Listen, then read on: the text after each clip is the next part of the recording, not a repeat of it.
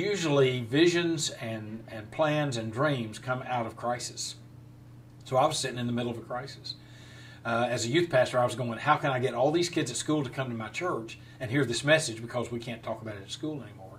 But really the vision of First Priority was not how many students, lost kids, we could get to come to church. That's not a biblical command.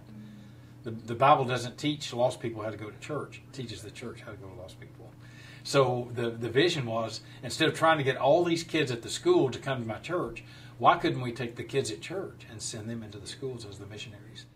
So under the equal access First Amendment rights of freedom of speech, freedom of assembly, we began to share with young people how they could go into their school, not only as students, but as missionaries.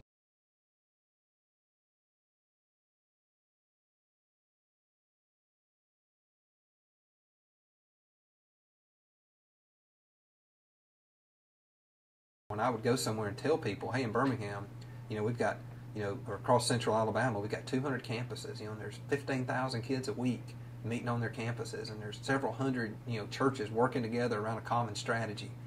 They don't even believe it's true.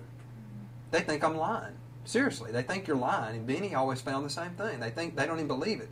So I can't tell you how many times people from around the country have flown themselves to Birmingham and come in here to see this, just to see if it was real. I mean, they would actually be like, I don't believe it till I go to a school and I actually see kids praying and meeting at the campus.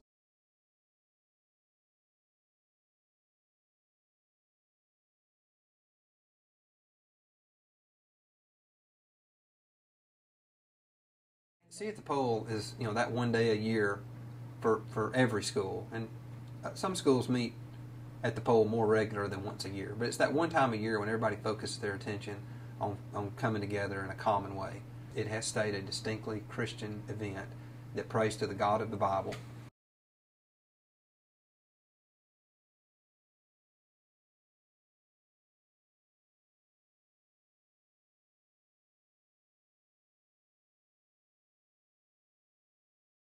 It truly was a room full of our priority partners. It was the people who are on a lot of different levels. They're financial supporters.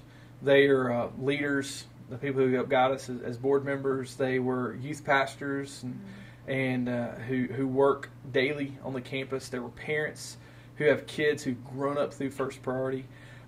We had students who are currently in First Priority. We also had students who have grew up First Priority, already left, and have come back to help and do even more with First Priority. So just all different levels. It was great. And what was so amazing was that it was a room full of people who are all very deeply invested and love First Priority.